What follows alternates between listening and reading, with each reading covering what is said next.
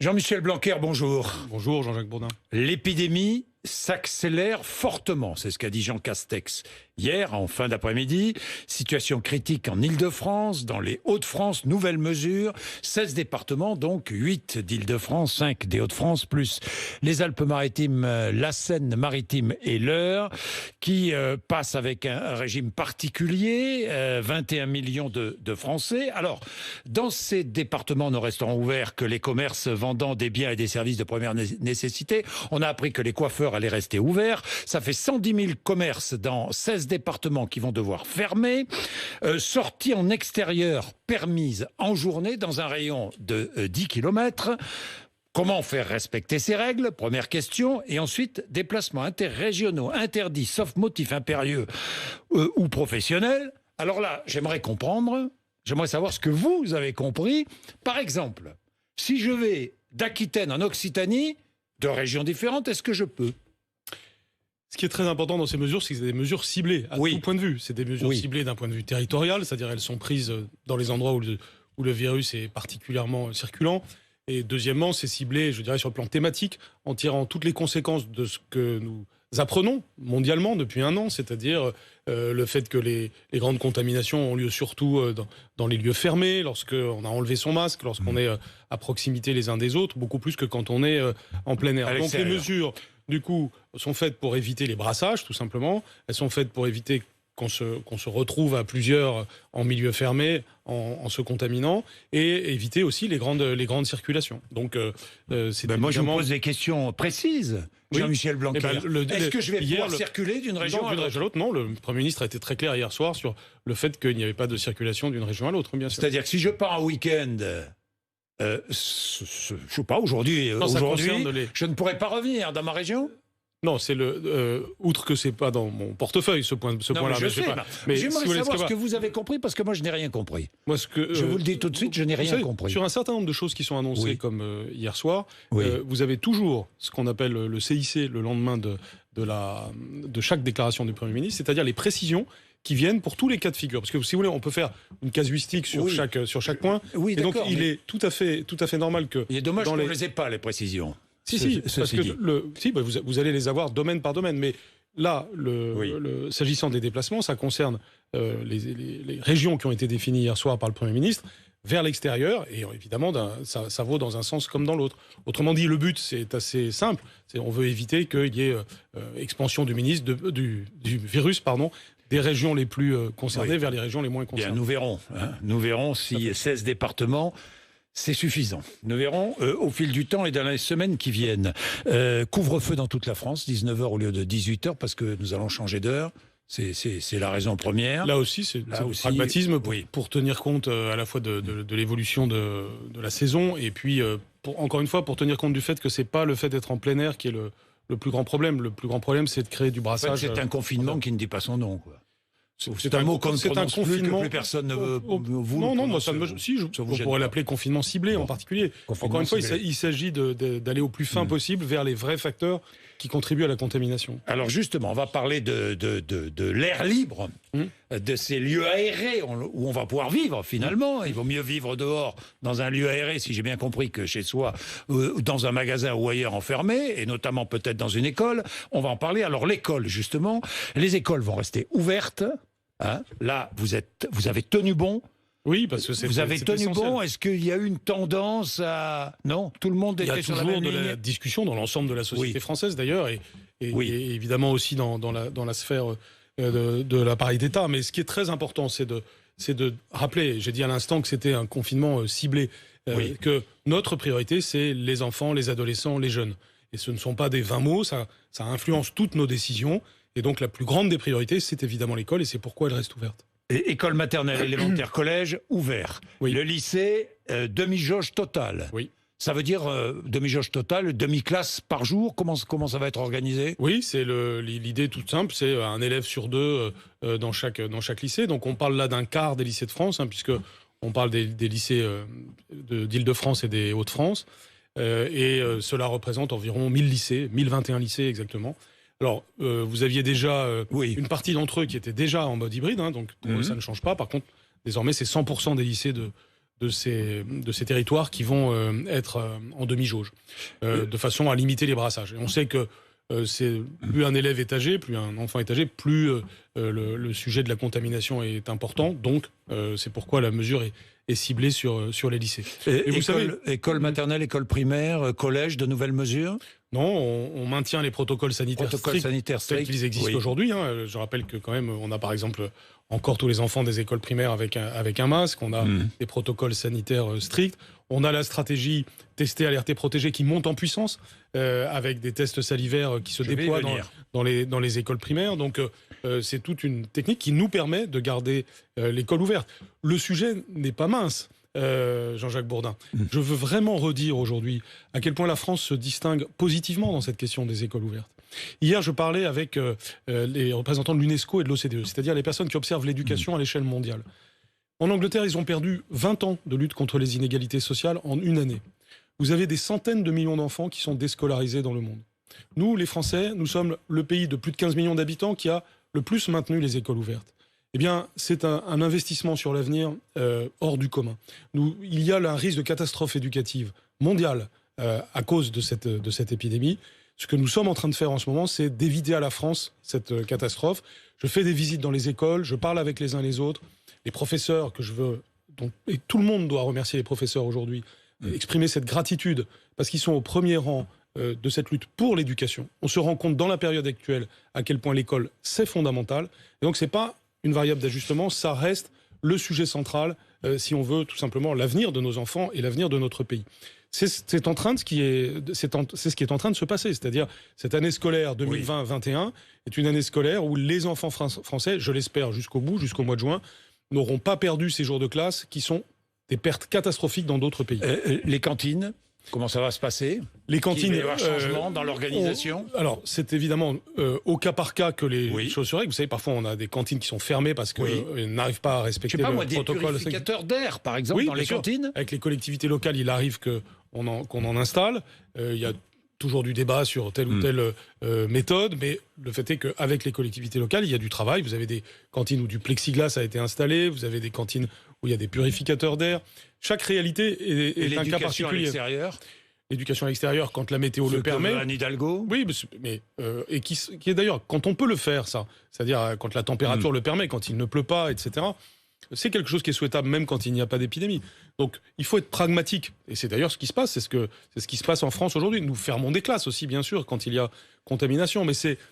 Alors justement, combien de classes et d'écoles fermées aujourd'hui? Aujourd'hui, vous avez un peu plus de 2000 classes fermées, ça fait 0,4% des classes de France. C'est un chiffre qui reste raisonnable, même si c'est vrai, on observe une augmentation des contaminations. 2000 classes fermées et multiplication des cas contacts aussi, chez les enseignants notamment. Bien sûr, on a plus de problème. Bien sûr. Pas de remplacement.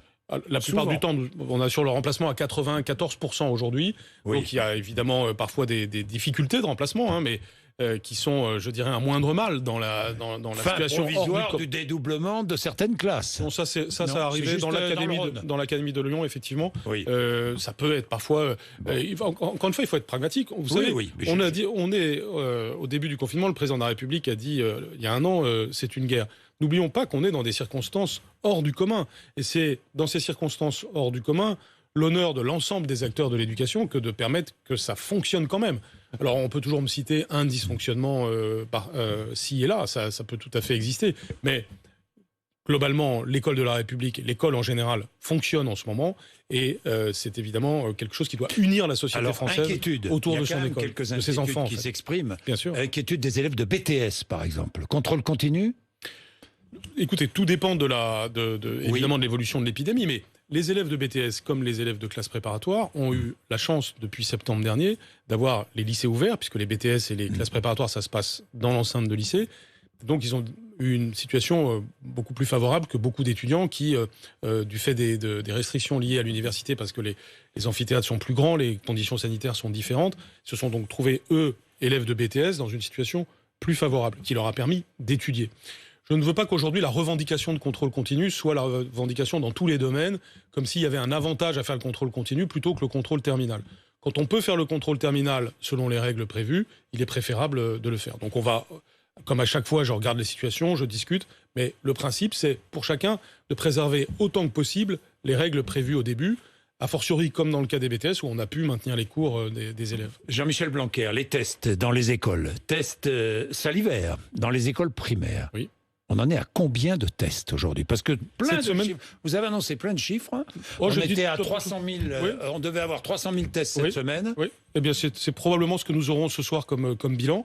300 000. Vous savez, oui, j'avais dit qu'on ferait. Écoutez, on part de zéro sur les tests salivaires. On est parti il y a 3 semaines de zéro. Et il y a toujours beaucoup d'exigences en France vis-à-vis de. C'est normal. C'est normal. Mais je voudrais dire qu'on est parti de zéro et qu'aujourd'hui on est le pays qui fait le plus de tests salivaires à grande échelle dans un système scolaire, disons-le. Ensuite, il y a eu une montée en puissance et j'avais dit on monterait jusqu'à 300 000 à la mi-mars. Nous sommes à la mi-mars et ce soir, c'est la semaine où nous avons pu déployer autour de 300 000 tests. Après, l'acceptation des tests... Ce soir, nous serons à 300 000 tests. Au moins 300 000 tests proposés. En général, vous avez Attendez, proposés, oui, mais je vais vous pas réalisés, quoi. Réalisé, ça va être autour de 80% de ce qui est proposé. Nous n'y pouvons rien. Si les gens, c'est sur la base du volontariat. Et quand on fait les tests nasopharyngés, on a un taux de volontariat d'autour de 20%, 20 à 30%. Quand on fait les tests salivaires, on a un taux d'acceptation des familles, on est obligé de demander l'accord des familles, qui est de l'ordre de 80%. Donc, par exemple, la semaine dernière, on en a proposé autour de 150 000. On a eu environ 70% de taux d'acceptation. Ça nous a donc fait à peu près 100 000, un peu moins de 100 000 tests réalisés. Cette semaine, nous en aurons proposé 300 000. C'est trop tôt pour vous dire combien ont été faits en réalité. Mais ce sera sans doute un chiffre autour de 250 000. Donc c'est une montée en puissance. On veut toujours voir le verre à dixième vide. On a surtout... non, pas vous, mais j'entends dans le débat public. Ce que je vois, jugement, je pose des questions. Ce qu'il faut bien noter, c'est une montée en puissance conforme à la courbe que nous avions prévue. Mais le plus important, c'est les résultats. C'est le résultat, bien sûr. Alors que donnent ces résultats? Ces résultats nous donnent un taux de contamination en moyenne d'environ 0,5%. Hein, donc c'est-à-dire 500 pour 100 000. Ça fait 0,5, oui, ça fait 5 pour 1000. 0,5%, ça fait 5 pour 1000. Ça fait 500 pour 100 000. Ça fait 500 pour 100 000, on peut... C'est au-dessus du taux d'incidence. 5 000 pour 1 million. C'est au-dessus du taux d'incidence. Oui, mais c'est tout à fait... Ça veut dire que le virus circule dans les écoles, et largement. Bien sûr que le virus existe partout dans la société, mais dans l'école... Les enfants qui sont contaminés, la plupart du temps, quand on remonte la chaîne de contamination, c'est pas du tout à l'école qu'ils se sont contaminés. Ils se sont contaminés en famille. Donc, le fait d'aller en milieu scolaire mais ces enfants contaminent les familles quand ils rentrent chez eux. Non, c'est plutôt qu'ils peuvent éventuellement contaminer à l'école quand ils arrivent de leur famille. Mais il faut toujours se poser plusieurs questions sur... les choses sont pas aussi simples que ça. Premièrement, que se passe-t-il pour les enfants s'ils ne sont pas à l'école? Ils sont la plupart du temps dans des activités sociales où ils se contaminent davantage. Deuxièmement, le fait qu'on les teste à l'école permet de remonter et de casser des chaînes de contamination que sinon on ne casserait pas. Troisièmement, on a un protocole beaucoup plus strict à l'école et ça a même une vertu pédagogique parce que les enfants sont ambassadeurs ensuite de ces protocoles stricts dans le reste de la société. Et puis quatrièmement, évidemment, les dégâts éducatifs sont énormes quand on ne va pas à l'école et donc ça justifie en soi 500 pour 100 000, c'est un taux élevé. C'est un taux élevé, ça reste un taux raisonnable. D'autant plus que si on les repère, évidemment, on casse la chaîne de contamination, que l'immense majorité de ces enfants sont asymptomatiques ou n'auront que des petits symptômes. Donc on est toujours dans un rapport avantage-inconvénient. On peut toujours souligner les inconvénients. Moi, ce que je fais à chaque fois, c'est de prendre des décisions en mesurant les inconvénients et en mesurant les avantages. Vous verrez quand on fera le bilan de cette crise, quand elle sera finie, c'est-à-dire, j'espère, le plus tôt possible, on verra à quel point c'était la bonne stratégie, c'est-à-dire il fallait avoir les écoles ouvertes et qu'on est en train de préserver l'avenir de la France. Jean-Michel Blanquer, comment se fait-il que les enseignants doivent payer de leur poche le reste à charge de leurs tests salivaires? Alors, un test salivaire, ça coûte autour de 60 €, la réalité. Oui. Et bien entendu, on ne fait pas payer ça. C'est gratuit pour tous les enfants. Je ne crois pas qu'il y ait un seul pays qui fasse ce que nous faisons en ce moment. C'est-à-dire d'avoir 300 000 tests gratuits pour les enfants, alors même que le coût réel de chacun de ces tests, c'est 60 €. Deuxièmement, pour les adultes, s'applique la règle de la caisse primaire d'assurance maladie, qui apparemment est assez difficile à faire évoluer, qui est que ce qui est effectivement 1 € qui se prend sur votre carte vitale sur une prochaine prestation. Ceci étant, je suis en train d'étudier avec le ministère de la Santé la possibilité d'en finir avec cette règle, mais ça ne signifie pas que vous versez 1 € au moment où on fait votre test. C'est juste quelque chose... Vous allez en finir avec cette règle? Je vais essayer. Vous savez, c'est les règles de la caisse primaire d'assurance maladie qui peuvent se comprendre. En tout cas, c'est souhaitable. Mais en tout cas, personne n'a à payer tout de suite quoi que ce soit. Et c'est la règle qui s'applique pour les adultes de la caisse primaire d'assurance maladie. C'est une règle universelle jusqu'à présent. La vaccination des personnels scolaires, et notamment des enseignants?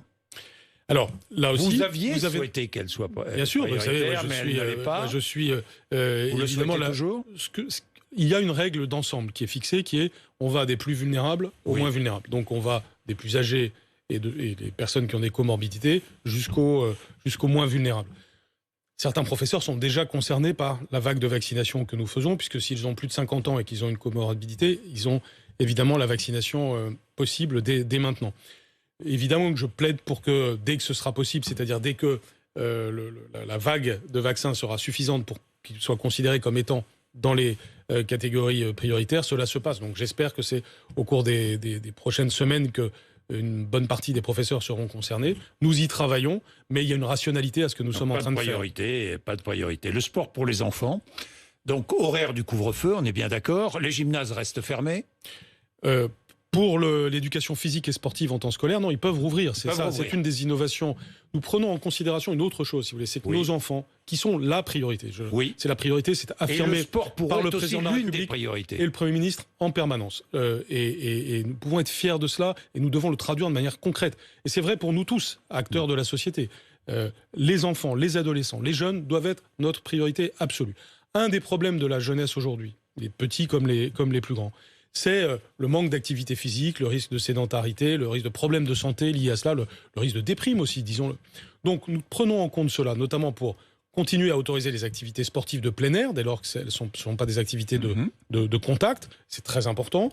Et puis, deuxièmement, nous permettons l'activité, donc l'éducation physique et sportive en temps scolaire, y compris en milieu fermé, dès lors que le protocole que nous avions élaboré au premier trimestre de cette année scolaire est appliqué de façon à ce qu'il n'y ait pas de contamination dans ces gymnases. La piscine en temps scolaire redevient possible. Bien, Jean-Michel Blanquer, 5000 spectateurs testés négatifs, je parle de football professionnel, testés négatifs pourront assister à un match de foot. Pays-Bas-Lituanie, un match international, le 27 mars à Amsterdam. Est-ce que c'est un exemple à suivre ? Chaque spectateur devra montrer un test négatif grâce à une application combinée au ticket du match. Ce sont des expérimentations intéressantes. Nous regardons ça avec Roxana Maracineanu de près, parce que si dans le futur, ça nous permet d'avoir un retour au stade plus rapide, évidemment que c'est intéressant. On pourrait tester cela en France ? Pourquoi pas ? En tout cas, c'est quelque chose que je ne nous interdis pas. Vous savez, nous parlons beaucoup avec les fédérations en permanence. En ce moment, en plus, on a une loi une proposition de loi sport qui est passée devant l'Assemblée hier et avant-hier. Nous avons évidemment un grand désir de retour au stade, mais il faut que ça se passe dans les bonnes conditions. Pourquoi pas ce type de formule ? Le cyberharcèlement, je voulais vous en parler. Le cyberharcèlement a augmenté depuis le début de l'épidémie. Alors, interdiction des téléphones portables, on le sait, au collège, fréquentation des réseaux sociaux interdite avant 13 ans. De nouvelles mesures sont envisagées. Est-ce que vous envisagez de nouvelles mesures ? On doit toujours aller plus loin en la matière. D'abord, merci de rappeler l'interdiction du téléphone portable. Elle est effective dans tous les collèges de France. C'est quelque chose qui a vraiment changé la donne, notamment pour que les élèves fassent autre chose que d'être sur leur portable, tout simplement. Et ça a une vertu éducative très importante. C'est une mesure dont vraiment tout le monde se félicite aujourd'hui. Évidemment, ça n'est pas suffisant. L'interdiction aux moins de 13 ans d'aller sur les réseaux sociaux doit être beaucoup plus effective. Elle est très difficile à appliquer. Les parents le savent bien. Et nous allons, avec les plateformes des réseaux sociaux, tenter de la faire respecter davantage. Comment ? Vous savez, c'est des sujets difficiles parce que c'est souvent des règles mondiales qui s'appliquent dans les réseaux sociaux. Mais ce que nous souhaitons, c'est qu'à chaque fois qu'il y a un enfant de moins de 13 ans qui est sur un réseau social, le réseau social s'en rende compte, le signale aux parents. C'est la moindre des choses. On doit les responsabiliser davantage. Nous sommes dans le dialogue, mais il est évident que nous avons une stratégie très puissante dans la lutte contre le harcèlement qui commence à avoir des premiers effets. C'est-à-dire que nos enquêtes nous montrent qu'il y a moins de harcèlement en présence. En revanche, ce qui se passe, c'est qu'il y a une explosion du cyberharcèlement qui s'est produite avec le premier confinement et qui, depuis, continue à être assez intense. C'est un phénomène de société mondiale très grave qui conduit à des morts, comme la petite Alisha. Et je vais donc réunir de nouveau l'ensemble des associations, des acteurs sur ces questions. C'est un sujet sur lequel je travaille beaucoup avec Adrien Taquet, en charge de la protection de l'enfance, de façon à ce que nous ayons un réel impact sur cette question, une responsabilisation des familles en particulier sur cet enjeu. Et d'ores et déjà, ce que j'ai demandé au chef d'établissement, c'est une plus grande sévérité sur les cas de cyberharcèlement qui sont observés en milieu scolaire. Jean-Michel Blanquer, l'UNEF, le syndicat étudiant, interdit la présence de blancs, hommes ou femmes, lors de certaines réunions. Est-ce un acte raciste pour vous? Oui, bien sûr, c'est profondément scandaleux. Il y a 3 ans déjà, je dénonçais ce que faisait un syndicat en la matière. J'ai les idées parfaitement claires sur ces questions. Nous sommes dans la République française. La République française repose sur des principes que nous considérons tous comme intangibles. L'article 1 de la Déclaration des droits de l'homme dit « Tous les hommes naissent libres et égaux en droit ». Ça signifie qu'on ne distingue pas les gens en fonction de la couleur de leur peau. C'est une absurdité. Les gens qui se prétendent progressistes et qui, se prétendant progressistes, distinguent les gens en fonction de la couleur de leur peau, nous mènent vers des choses qui ressemblent au fascisme. C'est extrêmement grave. Donc, soit ils le font de bonne foi, si je puis dire, en pensant bien faire, alors qu'ils font une chose folle, soit ils ont des projets politiques qui sont gravissimes, qui fragmentent la société, qui divisent les gens entre eux en fonction... Alors que la République, c'est le projet inverse. La République, c'est qu'on se fiche de la couleur de la peau des gens. Ce qui compte, c'est d'être citoyen de France. C'est condamnable ? Bien sûr que c'est condamnable. Et si ça ne l'est, et juridiquement c'est compliqué, eh bien... Et qui va porter l'affaire devant la justice, vous? Moi, je l'ai déjà porté devant la justice, s'agissant du syndicat Sud Éducation il y a 3 ans. Et là, ce n'est pas facile. Je ne suis pas ministre de l'enseignement supérieur, mais en tant que ministre de l'Éducation, chaque fois que je constate des choses de ce type, bien sûr que je considère que ça doit être porté en justice, et je réfléchis à d'éventuelles évolutions législatives pour empêcher cela. C'est-à-dire? Eh bien, le fait que ce soit illégal, tout simplement, de faire des réunions en réalité racistes, simplement en utilisant le mot racialisé pour couvrir l'idée de racisme. Vous savez, cette pente-là est gravissime, elle s'insinue parfois dans la jeunesse avec les apparences de la générosité, de la lutte contre les discriminations. En réalité, ça monte les gens les uns contre les autres, c'est très grave, c'est anti-républicain. Et moi, si j'ai bien un projet politique, c'est celui du projet républicain, c'est ce qui fait mon adhésion au projet politique d'Emmanuel Macron dès 2017, c'est-à-dire un projet politique qui non seulement dépasse les clivages, mais veut unir la société. Unir la société sur des enjeux d'intérêt général, qui sont des enjeux sociaux, qui sont des enjeux de rassemblement, pas des choses qui fragmentent et qui divisent les gens en fonction de la couleur de leur peau. Merci Jean-Michel Blanquer d'être venu nous voir. 8h56, RMC BFM TV.